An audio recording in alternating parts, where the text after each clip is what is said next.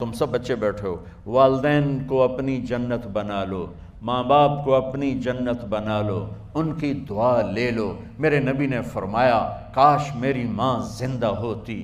ماں کا خاص طور پر منشن کیا، میری ماں کیوں کہ باپ کو تو دیکھا ہی نہیں، اور ماں کو دیکھا ہے 6 سال۔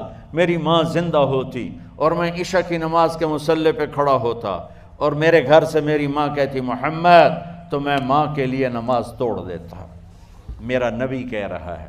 اور جب آپ حج پہ تشریف لے گئے اور ابوا کے میدان سے گزرے جہاں میرے نبی کی والدہ کا انتقال ہوا تھا، اس بات کو 57 سال گزر چکے ہیں۔ 6 برس کی عمر میں مدینہ سے نکلے 3 افراد، میرے نبی کی ماں، میرے نبی کے والد کی باندی ایمن، وہ بھی ماں ہیں، انہوں نے بھی دودھ پلایا تھا میرے نبی کو۔ 2 مائیں ہیں، ایک دودھ پلانے والی، ایک پیدا کرنے والی، اور ایک میرے نبی ہیں۔ جب ابوا کے پہاڑوں میں پہنچے تو اچانک ہارٹ اٹیک سے حضرت آمنہ 25 سال کی عمر میں انتقال فرما گئیں، اور میرے نبی نے اتنا اس کا غم لیا۔ 6 سال کا بچہ، میں سن 2000 میں وہاں گیا تھا، میرے آنسو نہیں رکنے کو آ رہے تھے کہ کہاں میرے نبی کی ماں کو اللہ نے اٹھایا، نہ کوئی آسرا، نہ کوئی سہارا، نہ کوئی رشتہ، نہ کوئی جھولی، نہ کوئی چھاؤں، ایسے تنہا یتیم کر دی۔ جب ان کو پتھروں میں دبا کے نیچے اترے، ایمن کو سے ہاتھ چھڑا کر بھاگے اور اوپر پہاڑی پہ چڑھ گئے۔ جب ایمن پیچھے گئیں تو ایمن نے کیا دیکھا کہ ابوا کے پہاڑ بھی رو رہے ہوں گے، آپ ماں کی قبر کو چمٹ کے ایسے اوپر لیٹے ہوئے تھے، قبر کو پکڑا ہوا تھا، اوپر لیٹے ہوئے تھے۔ جب ایمن قریب آئیں تو سنا آپ کہہ رہے تھے اماں جی، آپ کو تو پتہ تھا آپ کے سوا میرا کوئی نہ تھا، آپ مجھے چھوڑ کے کہاں چلی گئی، کیوں چلی گئی؟ 6 سال کا بچہ پہلی موت دیکھ رہا ہے تو ان کو سمجھ میں نہیں آ رہا کہ میری ماں کے ساتھ ہوا کیا ہے۔ ایمن نے اٹھانا چاہا، آپ نے اٹھنے سے انکار کر دی۔ اس صدمے کو سینے میں لیے ہوئے 57 سال کے بعد، 7ویں دن بندہ رو نہیں سکتا، رونا ہی چاہے تو رونا نہیں آمدا، 57 سال کے بعد آپ اس وادی سے گزرے، اپنے اونٹنی کو ماں کی قبر کی طرف موڑ دیا، اور ان پلرز کو 3 گنا کرو تو وہ پہاڑ بنتا ہے، چھوٹی پہاڑی تھی۔ اونٹنی کو نیچے بٹھایا، اوپر پہاڑ پر گئے، اور یہ مجھے دیکھو، یوں آپ نے گھٹنے کھڑے کیے ماں کی قبر کے سرانے، اور یہ ہاتھ یہاں رکھے، اور پھر سر دیا اپنے گھٹنوں میں یوں، پھر رونا شروع کیا۔ اتنا روئے، اپریل کا مہینہ تھا، دھوپ سر پہ پڑ رہی تھی، ہم تو ٹھنڈی دھوپ میں بیٹھے ہیں، شدید دھوپ میں بیٹھے تھے، اور اس کنڈیشن میں یہ بچوں کا سٹائل ہوتا ہے، جب لمبا رونا ہو تو وہ یوں بیٹھتے ہیں سر اندر دے کر۔ اتنا روئے کہ آپ کی داڑھی ساری آنسوں سے بھر گئی، سینہ تر ہو گیا، احرام تر ہو گیا، اور کئی گھنٹے بیٹھ کے روتے رہے۔ 2 جہان کے سردار ہو کر تمنا کر رہے ہیں کاش اماں تو زندہ ہوتی، تو مجھے کہتی محمد میں تیرے لیے نماز توڑ دیتا۔ اور میرے نبی نے، یہ بچیاں غور سے سنو، میرے نبی سے پوچھا گیا یا رسول اللہ قیامت کب آئے گی؟ آپ نے فرمایا یہ تو اللہ کو پتہ ہے۔ میں نے کہا یا رسول اللہ کوئی نشانی بتا دیں، تو آپ نے فرمایا جب بچیاں ماؤں کو ذلیل کریں گی تو قیامت آ جائے۔ جب بیٹیاں ماؤں کے ساتھ بدتمیزی کریں گی اور ماؤں کو ذلیل کریں گی تو قیامت آ جائے گی۔ ایک ماں بیٹی کو میں بھول نہیں سکتا، ماں کے موٹے موٹے آنسو گر رہے تھے، اور بیٹی ماں سے کہہ رہی تھی بھوک نہیں، ہماری اپنی پنجابی زبان، بھوک نہیں، اوئے ہوئے ہوئے ہوئے، یہ تو ہم نوکر کو کہتے ہوئے ڈرتے ہیں، وہ ماں سے کہہ رہی تھی بھوک نہیں، یعنی بکواس نہ کر، رو کے چپ، صرف آنسو اس کے گر رہے تھے ایسا۔ شاید وہ یاد کر رہی تھی کہ 9 مہینے کیسے اس کو میں نے پیٹ میں پالا، جنتے ہوئے کتنی تکلیفوں سے گزری، اور اس کو دودھ پلاتے ہوئے کتنی راتیں میں نے کاٹ کاٹ کے گزاریں، اور اس کے پیشاب دھوتے ہوئے کتنی دفعہ میں سردی میں ٹھٹھری، اور آج یہ مجھے کہہ رہی ہے بھوک نہیں۔ اس لیے میرے نبی نے فرمایا جس نے ماں باپ کو دکھ دیا، سنو غور سے بچوں سارے سنو، جس نے ماں باپ کو دکھ دیا اس پہ اللہ کی لعنت، اس پہ فرشتوں کی لعنت، اس پہ زمین آسمان کی لعنت، نہ ان کی نماز قبول ہے، نہ روزہ قبول ہے، نہ صدقہ قبول ہے۔ میرے نبی کی زندگی کا دوسرا روپ حقوق العباد، نماز حقوق اللہ میں آ جاتی ہے، میں حقوق العباد کی تھوڑی سی وضاحت کر رہا ہوں۔ ماں باپ زندہ ہیں تو دعا لے لو۔ والدین سے کہتا ہوں بچوں کو عزت دو، جہاں اولاد ماں باپ کے حقوق ہیں وہاں اولاد کے حقوق ہیں، اولاد کو عزت دو، اولاد کو عزت دو، اولاد کو عزت دو۔ بہت سی اولاد کی نافرمانی کا ذریعہ ماں باپ بن رہے ہیں، سختی کر کے، زبردستی کر کے اور ٹھونس کر چیزیں نوکروں کی طرح سلوک کر کے۔ میرے نبی کے گھر میں جب بیٹی فاطمہ ملنے کے لیے آتی تھیں تو میرے نبی بیٹھے نہیں رہتے تھے، یا اب چیئر پہ بیٹھے ہوئے بی بی فاطمہ آ گئی، اب زمین پہ بیٹھے ہوئے ہیں بیٹی آ گئی، اب چارپائی پہ لیٹے ہوئے ہیں بیٹی آ گئی۔ میرے نبی کیا کرتے تھے؟ کھڑے ہو جاتے تھے، کھڑے ہو جاتے، ایک دم کھڑے ہو جاتے تھے، اور پھر کھڑے نہیں رہتے تھے، تیزی سے آگے بڑھتے تھے اور حضرت فاطمہ کا ہاتھ پکڑ لیتے تھے۔ یہ والدین غور سے سنو، حضرت فاطمہ کا ہاتھ پکڑ لیتے تھے اور ہاتھ پکڑ کے مجھے دیکھو یوں بوسہ لیتے تھے، بیٹی کا بوسہ لیتے تھے، پھر ہاتھ چھوڑتے نہیں تھے، ہاتھ پکڑے پکڑے لاتے لاتے لاتے ان کو چارپائی پر پہلے بٹھاتے تھے پھر خود بیٹھتے تھے۔ یہ باپ اور رسول ہو کر بیٹی کو یہ عزت دیتے تھے۔ پھر وہ جنت کی عورتوں کی سردار بنی، پھر وہ جنت کے سرداروں کی ماں بنی، پھر وہ اللہ کے شیر کی زوجہ بنی۔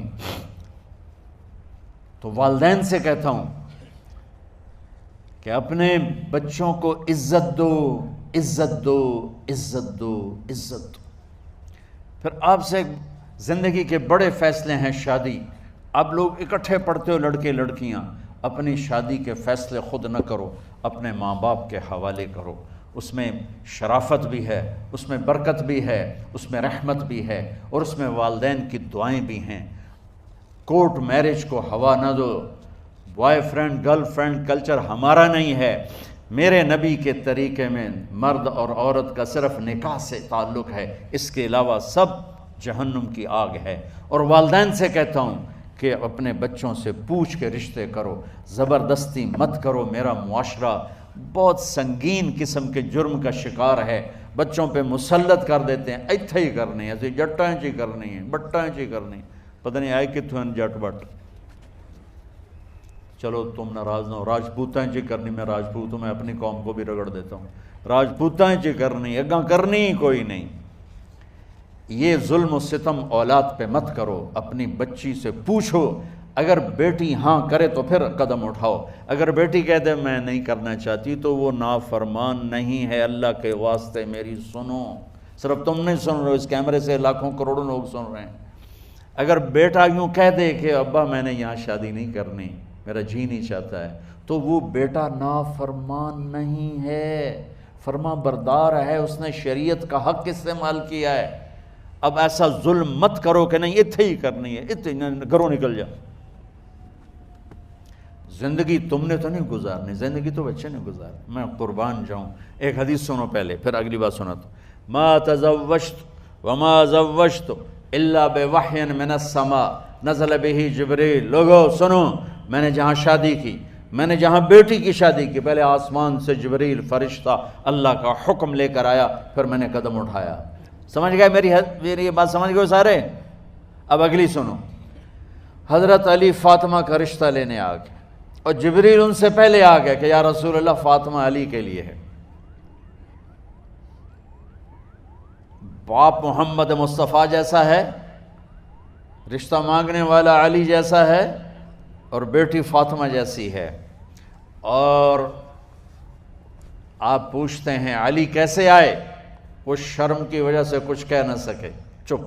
آپ کو تو پتہ تھا، آپ نے فرمایا فاطمہ کے رشتے کے لیے آئے ہو؟ کہا جی۔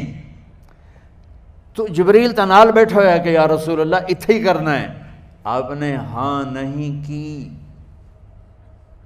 آپ نے کہا انشاءاللہ، اور یہ کہہ کر اٹھ گئے۔ انشاءاللہ نبی کا ہاں ہی ہوتا ہے، لیکن جبریل کے آنے کے باوجود اور اللہ کے کہنے کے باوجود میرے نبی کو بھی پتہ ہے کہ یہ رشتہ یہاں کاتب تقدیر نے لکھ دیا ہے، لیکن امت کو سبق سکھانے کے لیے آپ گھر تشریف لے گئے۔ بیٹی فاطمہ کہ جی یا رسول اللہ، کہا علی کا رشتہ آیا ہے، میں ہاں کر دوں؟ سبحان اللہ۔ میں اپنے دیہاتی بچیوں پہ مجھے رونا آ گیا کہ جنہیں پتہ ہی نہیں ہوتا سانو کہیں دے نال بندے پہ جانور ہے یا انسان ہے۔ علی جیسا داماد، چلو علی کو چھوڑو، فاطمہ کو چھوڑو، جبریل آیا بیٹھا ہے، جبریل آیا بیٹھا ہے۔ اس کے بعد فاطمہ سے پوچھنے کی کیا بات ہے؟ جبریل آ کر کہہ رہا یا رسول اللہ، اللہ کہہ رہا فاطمہ علی کے لیے ہے اور علی فاطمہ کے لیے ہے، اور پھر آپ کہتے ہیں بیٹی فاطمہ ہاں کر دو۔ ہماری تو آج کی بیٹیاں انکار نہیں کرتی، چپ کر کے گاں ماش طرح بن چھڑ دین قلعے نال۔